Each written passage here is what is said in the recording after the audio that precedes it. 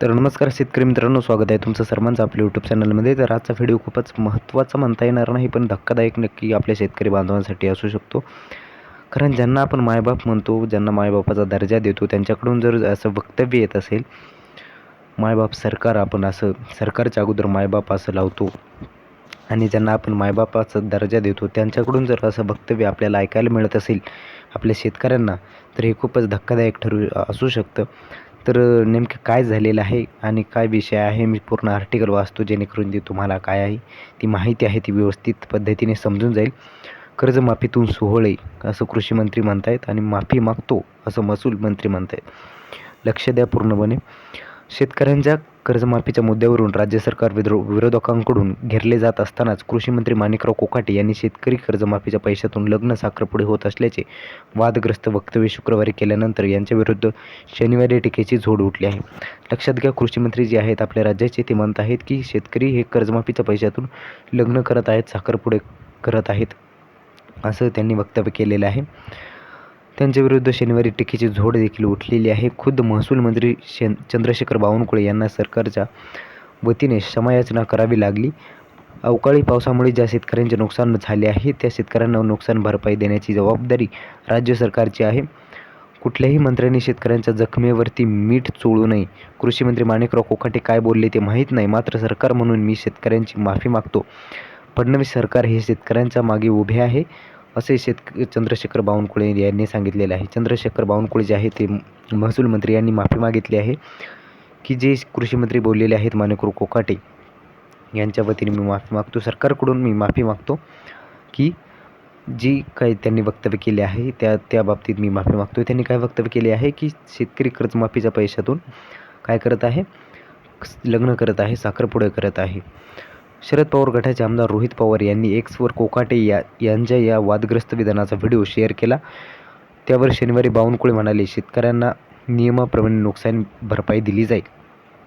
ते शरद पवार गटाचे जे आहेत आमदार रोहित पवार यांनी एक व्हिडिओ शेअर केला, ज्यावरती जे बावनकुळे आहेत महसूल मंत्री यांनी सांगितलेले आहे की नुकसान भरपाई दिली जाईल. आता माणिकराव कोकाटे काय म्हणतायत पाहूयात आपण. उपस्थित शेतकऱ्यांमध्ये माझे जवळचे मित्र होते, त्यांच्याशी मी थट्टा मस्करीत बोललो. शेतकऱ्यांच्या भावना दुखावल्या असतील तर मी दिलगिरी व्यक्त करतो. शेतकऱ्यांवर कर्जाची वेळच येऊ नये. शेतकरी समृद्ध संपन्न झाला पाहिजे, यासाठी सरकार प्रयत्न करत आहे. ज्या गोष्टी दाखवायच्या नाहीत त्या गोष्टी जाणीवपूर्वक दाखवल्या जातात, असं कृषी मंत्री यांचं म्हणणं आहे की माझे मित्र होते तिथे मी थट्टा मस्करीत बोललो आणि शेतकऱ्यांच्या जर भावना दुखावल्या असतील तर मी माफी मागतो, असं देखील कृषी मंत्री हे म्हणतायत. तर कृषी मंत्री नेमकं काय म्हणाले आणि कशा पद्धतीने म्हणाले ते आपण पाहूयात आता. कोकाटे यांनी माडसांगवी जिल्हा नाशिक येथे नुकसान पाहणी केली. त्यावेळी शेतकऱ्यांचे झालेल्या संभाषणाचा व्हिडिओ व्हायरल झाला. त्यातील संवाद पुढीलप्रमाणे.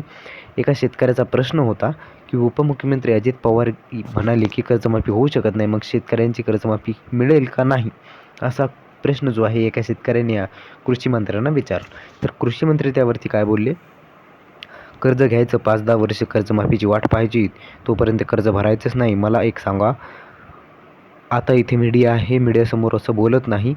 कर्जमाफी झाल्यानंतर जे पैसे येतात त्या पैशाचं तुम्ही काय करता? शेतीमध्ये 1 रुपयाची तरी गुंतवणूक करता का? असा प्रश्न शेतकऱ्यांना त्याने विचारलेला आहे. तुम्ही कर्जमाफीचे जे पैसे येतात त्यांचे तुम्ही काय करता? 5-10 वर्ष कर्जमाफीची वाट पाहायची, कर्ज घ्यायचं आणि कर्जमाफी झाल्यानंतर जे पैसे येतात त्या पैशाचं तुम्ही काय करता? असा शेतकऱ्यांना प्रश्न विचारला कृषी मंत्र्यांनी. शेतीमध्ये 1 रुपयाची तरी गुंतवणूक करता का, असं देखील ते म्हणाले आहेत. शेतकरी म्हणतात पीक विम्याचे पैसे पाहिजे, मग त्यातून साखरपुडे करा, लग्न करा. म्हणजे काय म्हणायचं कृषी मंत्र्यांना की पीक विम्याचे पैसे द्या, पीक विम्याचे पैसे द्या, असं शेतकरी म्हणतो. पीक विम्याचे पैसे पाहिजे, मग त्यातून तुम्ही काय करता? साखरपुडे करता, लग्न करता. म्हणजे समजते तुम्हाला की शेतकरी हे त्याच्या शौकसाठी किंवा त्याच्या मौजमजेसाठी पैसे वापरत असल्याचं थोडक्यात त्यांना असं म्हणायचं आहे. तर तुम्ही पाहू शकता, पूर्ण आर्टिकल आहे लोकमतमध्ये. खूपच तुम्हाला काय वाटतं, हे विधान करणं योग्य आहे का? त्यांनी माफी देखील मागितलेली आहे, दिलगिरी देखील व्यक्त केलेली आहे, परंतु असं विधान करणं योग्य आहे का? आपल्या शेतकरी बांधव जो आहे आधीच अवकाळी पावसामुळे इथे भरपूर सारं नुकसान झालेलं आहे. शेतकरी खूप असं चिंतेत आहे आणि असं चिंतेत असलेल्या आपल्या शेतकरी बांधवांना अशा प्रकारे जर कोणी विधान करत असेल तर कितपत हे योग्य आहे आणि तुम्हाला काय वाटतं, आपला अभिप्राय नक्की कमेंट बॉक्समध्ये कळवा. असंच आपण नवनवीन व्हिडिओ जे आहेत, आपली माहिती जी आहे सरकार मार्फत येत असते ती तुमच्यापर्यंत पोहोचवण्याचं काम करत असतो. परंतु हे जे आहे वक्तव्य ते मी तुमच्यापर्यंत हे पोहोचवण्याचं काम केलेलं आहे. तर तुम्हाला याबाबत काय वाटतं तुम्ही कमेंट बॉक्समध्ये नक्की कळवू शकता. व्हिडिओ शेवटपर्यंत पाहिला त्याबद्दल खूप खूप धन्यवाद. जय महाराष्ट्र.